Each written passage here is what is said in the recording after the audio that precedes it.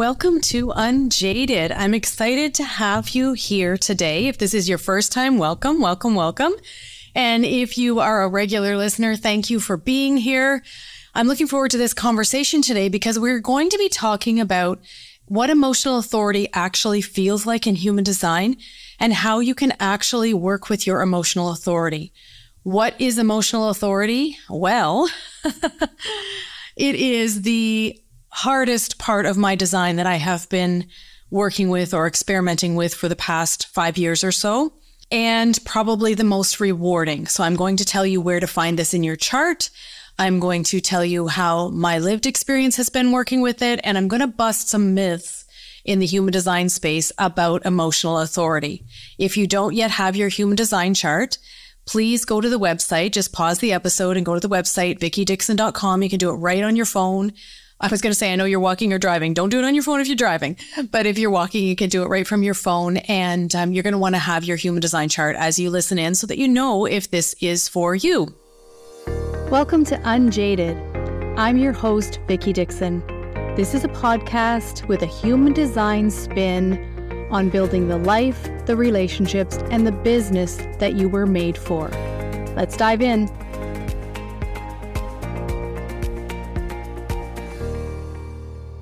Okay, so as I said, this is based on your own human design, and we're going to be talking about emotional authority.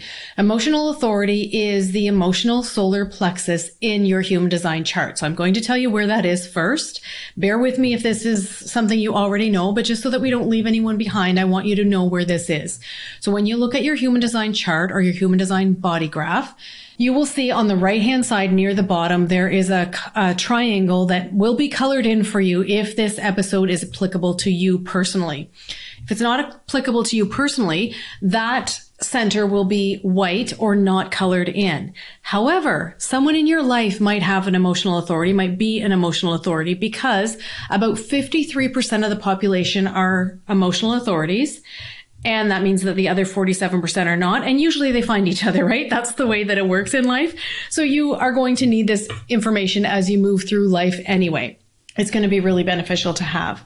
So if that center is defined for you, the emotional solar plexus is defined for you, that means that your decision-making superpower, as I call it, or in human design speak, your inner authority is emotional. It means that you feel your way through life. Now, I'm going to go out on a limb here and guess that you weren't taught how to feel your way through life.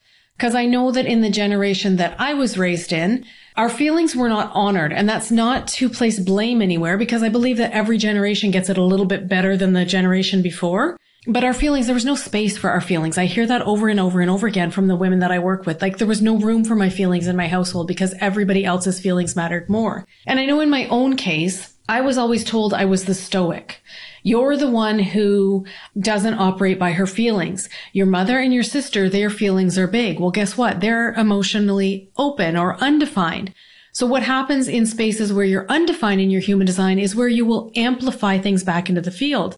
So my suspicion is actually my entire family of origin has undefined emotional solar plexuses. So here was I, this little girl who was emotionally defined, who was not allowed to feel emotion. And everyone else in my family felt it really, really big. So I didn't know I was going to go here with this episode, but I'm going to talk to you about this story of my life. And it's important with this timing right now, because I have a birthday in this month. And it's been a birthday that I've been kind of, not dreading. I love birthdays, but it's been a birthday that I've been sitting with, feeling my way through for probably the last 20 years, to be honest with you. So I turned 52 in May, and when my father was 52, he walked into my house one day. It was a regular Thursday. I was standing in my kitchen, and when he walked in, I had two little boys grab hold of my legs, and you know how the kids like hide behind your legs like that, and there were kids playing around. I had a home daycare at the time. He walked in and he said, "I've just been diagnosed with dementia, and it's your job to put me in the nursing home when it's time, because your mother and your sister wear their feelings on their sleeves, and you're the only one who can handle it." And he turned around and he walked out the door. And my life was one way before that moment and another way after. It was truly a pivotal moment in my life. And I can't tell you, since human design found me, how often I have come back to that conversation. And like, my heart breaks a little bit for myself. And this isn't like in a victim-y way at all, but it just breaks a little bit that like, wow, for my whole life, I have held this worn this badge and almost like a badge of honor of not being emotional. You know, if you met my husband and me, he's emotionally undefined. So he has a white emotional solar plexus in his chart. And if you met the two of us, you would assume that he's the more emotional one because he feels things so deeply. So I just want you to be aware that if you are looking at your own human design chart and you see that you're emotionally defined and you probably have some resistance in you going, well, I'm not emotional. Or you may have thought that there was something wrong with you. I know that for my whole life, I thought that I had a hormone imbalance because I had these high highs and low lows that I wasn't able to express in any way in my life. And I felt like a deep melancholy sometimes. And I always thought that it had something to do with my cycle. Now, probably my cycle goes along with it. That's certainly what I've discovered in the work that I do, that all of these things match up with each other, your human design and your health and your human design and your business and all of these things. But I never really identified as someone who was emotional because I was never given permission to actually feel my feelings. And so I want you to know that if that's you too, it's okay. You can absolutely get the hang of this, and it's going to take some time. This is one of the biggest pieces of my design that I have been learning to master, that I have been experimenting with. So human design, we call an experiment. And this has been a massive experiment in my life, this emotional authority. So what I'm going to talk with you today about is how this emotional authority plays out in my life and business, how I've learned to ride the waves, like first to identify them and then to ride them, and what these emotional waves actually feel like in my body. And then we're going to unpack a little bit what's happening in the cosmos. So when I say cosmos, I mean like the planets, how the planetary energies are affecting our emotional waves. Because this is a conversation that I had with another human design practitioner, and she and I, we message each other a lot. We have beautiful conversations around, this is what my clients are experiencing who have this thing in their design. Are your clients experiencing that too? Or she'll say to me, like, you're an emotional authority. Can you tell me how this feels in your body today? She's a projector. I'll say, like, you're a projector. Can you tell me what this actually feels like in your body? So that we're like really digging in, because it can be tempting to know, and I'm putting that in air quotes, human design, to learn human design. Living human design is where the magic is. So that's why this episode is really going to be about lived experience. And I'm just going to trust that you're going to take from it what you need. Okay. So the last few weeks, so you may be familiar with Mercury retrograde. That's one that gets thrown around a lot. Oh, Mercury's in retrograde. All the technology's going crazy or whatever. Well, in the last few weeks, there have been some really big transits going on, planetary transits going on. And I look at that, I know just enough about astrology to make me dangerous, just enough to be able to see it through the lens of human design. And I think, how could the planets not affect us? I mean, they have to affect us, right? So there have been some really big transits going on, and Mercury was in retrograde.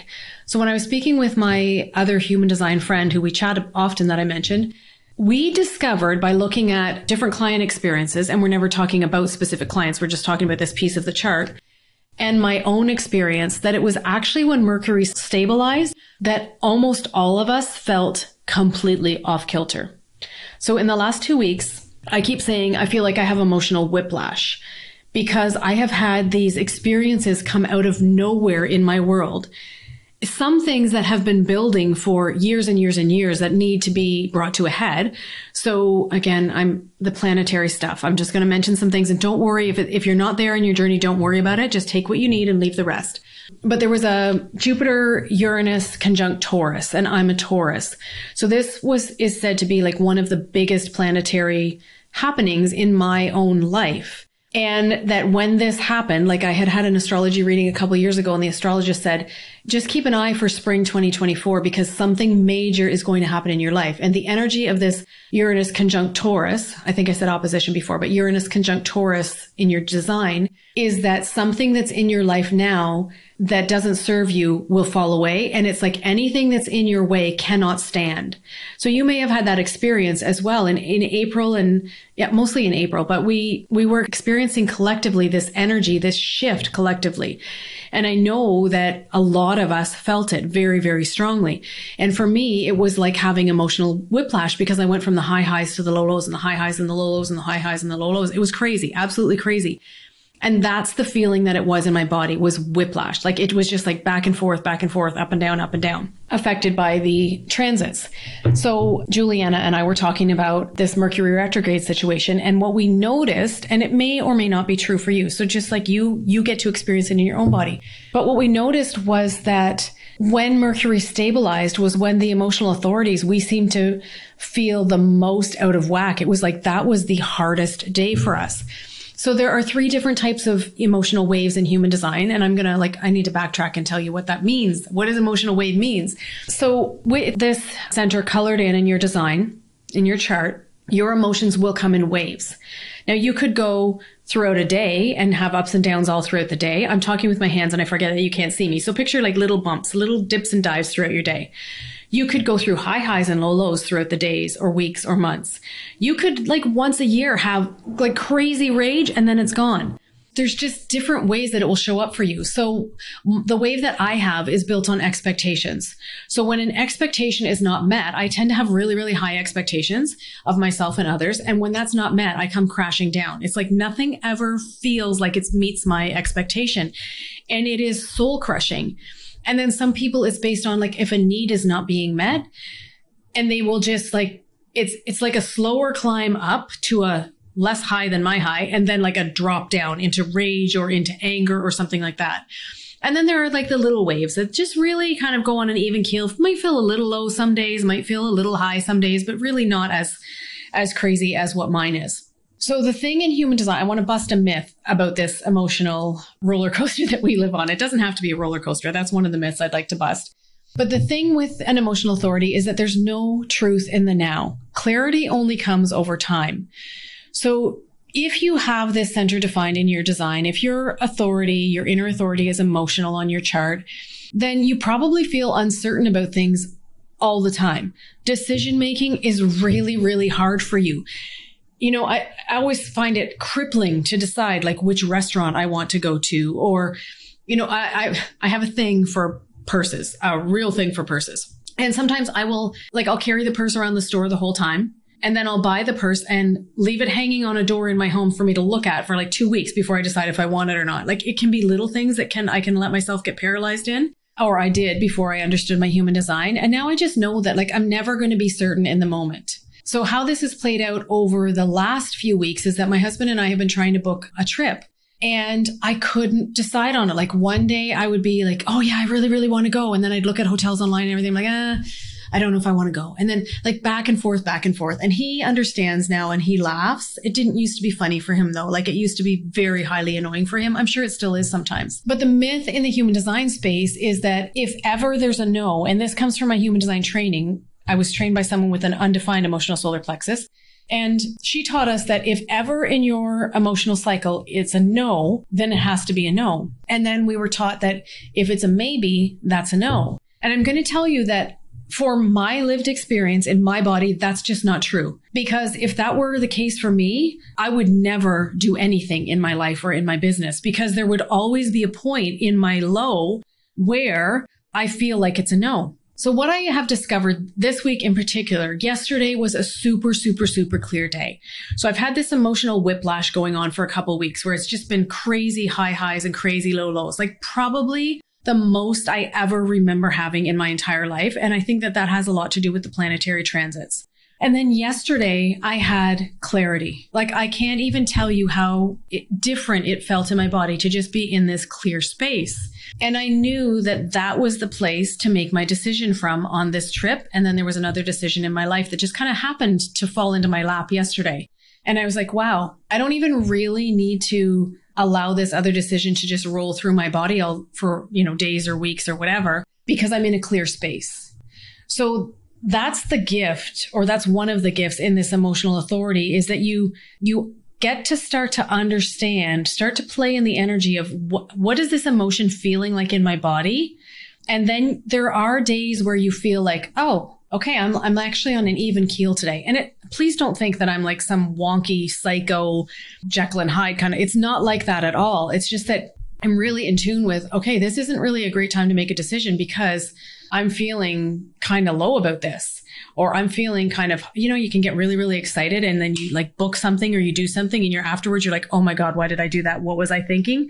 So really leaning into your emotional authority or whatever your authority is in your human design helps you to have no regret decisions. And for us, those of us with an emotional authority in our design, we have had usually a lot of decisions that we regret in our lives. And you kind of know immediately after you've made it. So we need to take like sleeping on it to the next level. No matter what your human design type is, if you have an emotional authority, you need to wait. You need to wait longer than your type suggests that you wait. So as a manifesting generator, or if you're a generator, you live in response. So you respond to something, and then as an emotional authority, you still wait. And depending on what wave you have in your design, what gates are defined for you in your design, what's happening in the transits, you might have to wait longer than you think you have to wait. If you're a projector and you're waiting for the invitation and then you get the invitation, you still have to wait out your emotional authority. Even a manifestor who's here to initiate, if they are an emotional manifestor, they are going to have to wait it out. So it's really important, and it's so juicy when you start to allow yourself to actually feel your way through life. And like the languaging that you use with yourself is different. You start to notice how you say, I feel this way, or I'm feeling instead of I'm thinking. You're getting into your body more. I'm talking with my hands so much, and I understand that you can't see me that. So that was my decision for the trip. Last night I got home and I booked the hotel. Everything went really, really smoothly with the booking, with deciding on when to leave, with all of the things, whereas it wouldn't come together at all for 2 weeks. And then last night it was just like, whoosh, it just was the right time. And then in my business, I had been thinking about having a birthday sale, and that is coming up. By the time you listen to this episode, it will be past my birthday. But what I'm going to do for you is honor a coupon code in the show notes. So go to the show notes. And if you want the birthday sale, no matter when you listen to this episode, you can still grab it with the coupon code, because I know that this episode is a little bit after my birthday. But I would have gone hog wild. I always have all of these big visions and plans. I have the 4130 emotional wave. Like I have fantasy and intensity. I have all of these big visions in my design.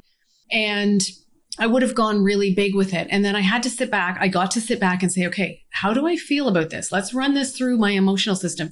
How do I feel about this? How is it really going to feel if I sell all of these things that I'm thinking of selling at a discount to be in a room? Like I'm going to have to put a limit on them, because I don't know if I have that much capacity to hold how much would sell, which is a great problem to have, right? It's not a problem. I don't want to refer to it as a problem, but I got to sit with like, oh, how would that feel in my body if I was like under the gun to get all of this stuff done at these offers that I was creating for my birthday. So yesterday, in this moment of clarity, and it was more than a moment, this day of clarity, I was able to sit with it and go, oh, okay, this is what I need to do instead.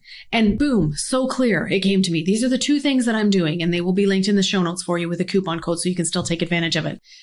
But that's like using it in my business too. Really, it's like the ultimate check yourself before you wreck yourself. I'm able to check myself before I go crazy, because I'm a manifesting generator. I have intensity as a theme in my design. I have power as a theme in my design. I can be a lot. I can be a lot even for myself. But really sitting with the feeling of it and allowing myself to kind of marinate in that for a little while helps me to come to a more sensible conclusion. Whereas if I just made it from my head, it would oftentimes be wrong. I hope it's making sense to you. I think I might be getting repetitive here, but it has taken me so long to understand this emotional authority and to really start living into it. And there are so many myths online about it that I want you to be able to really have full on permission to get inside of your body and to get inside of your feelings and to feel your way through life. So what you're really looking for when you're looking for this moment of clarity, when you're waiting for a moment of clarity, is the midpoint between the waves, whatever those waves are for you.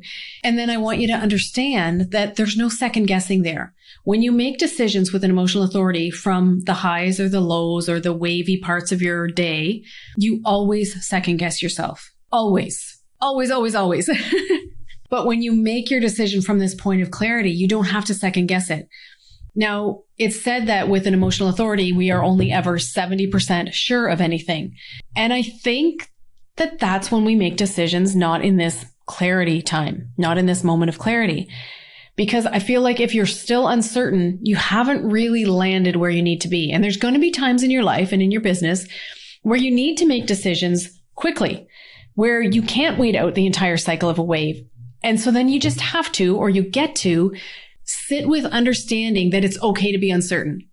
That it's okay that I feel uncertain. It's safe for me to feel uncertain about this. I'm going to do the best that I can with it. And I'm going to trust that this is a loving universe and that the decision will either contribute to my growth or to a successful outcome. And sometimes both, right? Sometimes both.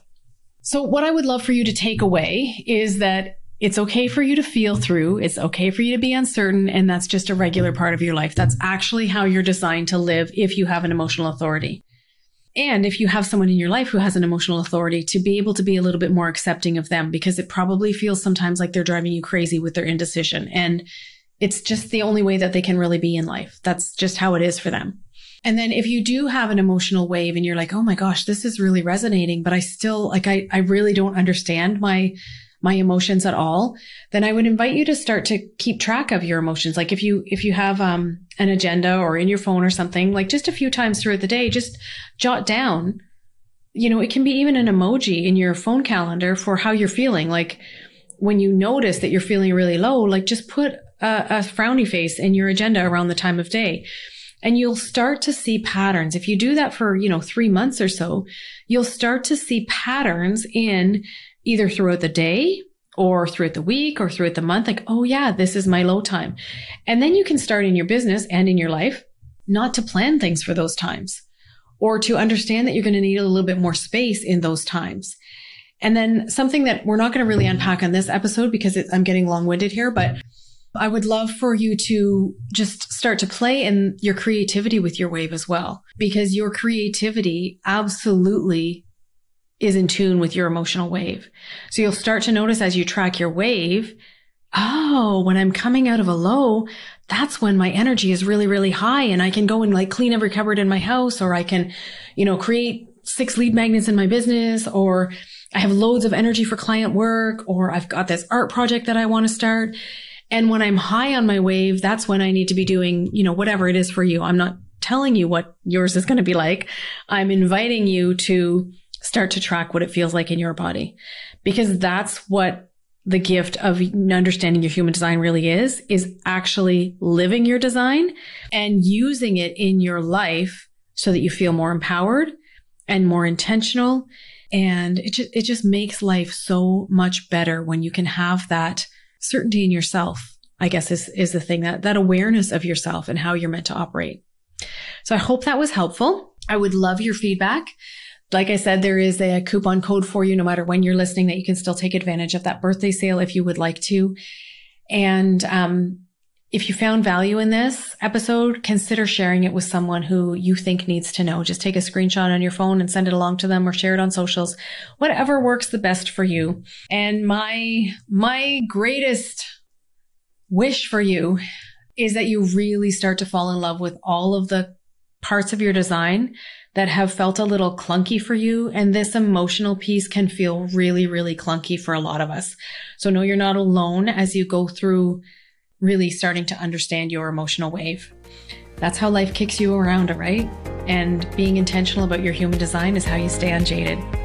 I'll see you next week.